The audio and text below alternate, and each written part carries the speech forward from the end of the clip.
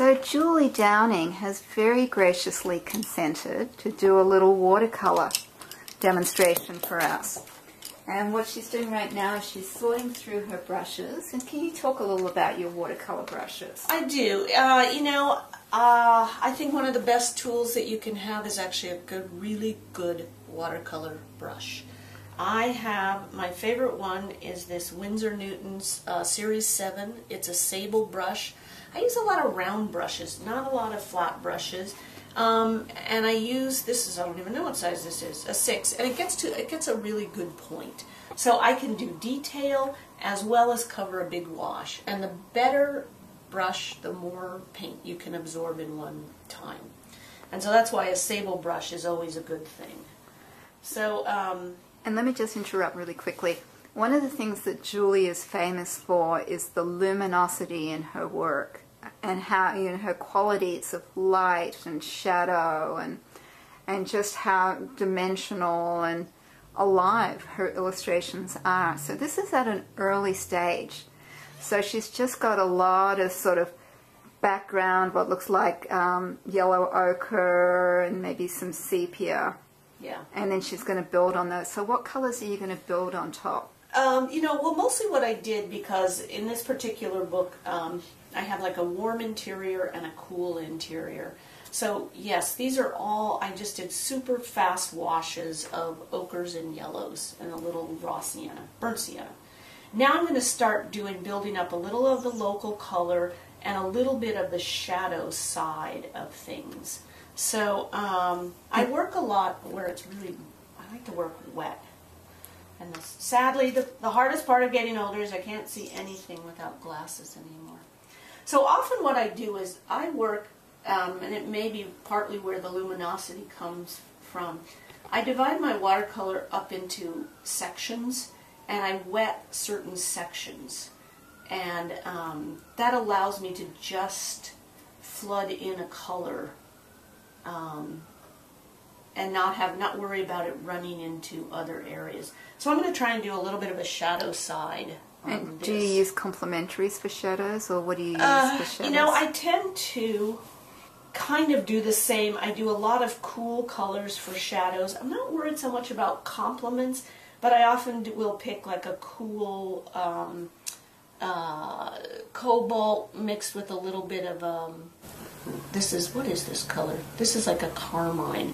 So it gets a little bit of a purple shadow, which complements a little bit with the yellow of the background. So I'm going to mix a little bit up there. And then I've already wet this, so what I can do is just put it on. And I'm going to move the camera so we can see it a little closer. Sorry if it's jiggly, you guys, but hopefully you can see that happening. But you can just see, again, where because I wet this area, it just diffuses very softly. And I can soften those edges a little bit. It's just moving the tripod in there to try and get a little closer. And I might see if I can get in behind Julie. Would that be alright? Yeah, go ahead. Okay, so I've just moved right behind Julie. I'm like right on top of her just about. Yeah. She's letting me move in even closer. Makes my tripod not very stable, but... And see how she's masked it off here. Because she's using a very heavy weight, can you tell us what paper you're using? Oh, I use a 300-pound, I think this is Fabriano, and it's a cold press. And I use 300-pound because I don't like stretching my paper. And so the beauty of 300-pound, you don't have to stretch it. But you also can't use a light box on it. So I transfer my drawing the old-fashioned way, which is just graphiting in my sketches and going over them. And so when Julie talks about graphiting in her sketches, what she's saying is that she has the sketches on tracing paper. Yes. And then she puts graphite or carbon paper or something behind and then traces over it. And you'll be learning how to do that in the course if you haven't already.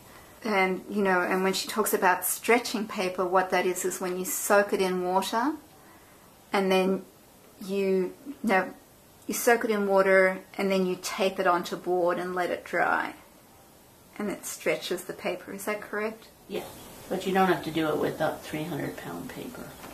So you can see they're just very soft shadows, and because she's wet the whole area, they just bleed in there, and it's not like there's no line that separates one part from another.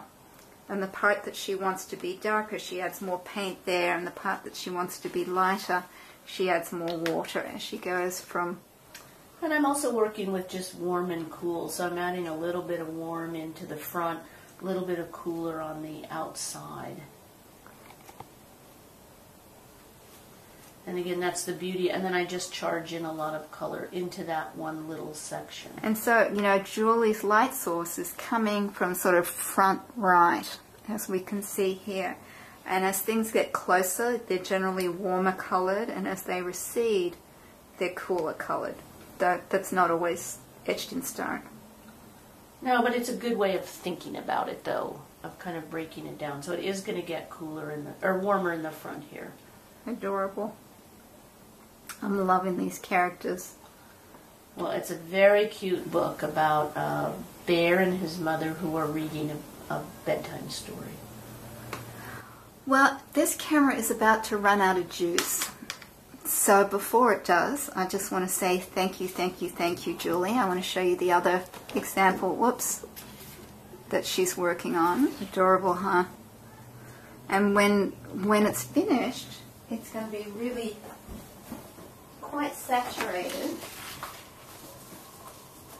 They're still very light and delicate. Find one of these. Oh, and I did have one other question.